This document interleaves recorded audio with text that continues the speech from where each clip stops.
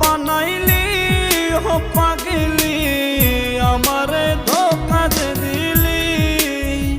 আমারে একা তুইয়া কার বাসরে ঘুমাইলি, আমারে একা তুইয়া কার বাসরে ঘুমাইলি। আমারে পাগল বানাইলি ও পাগলি, আমারে নষ্ট বানাইলি। ধুবুৰী জিলাৰ চান্দেৰডিঙ্গা পাহাৰৰ ওচৰত পাহাৰখন দেখাত বৰ ধুনীয়া, সেয়েহে ভাবিলোঁ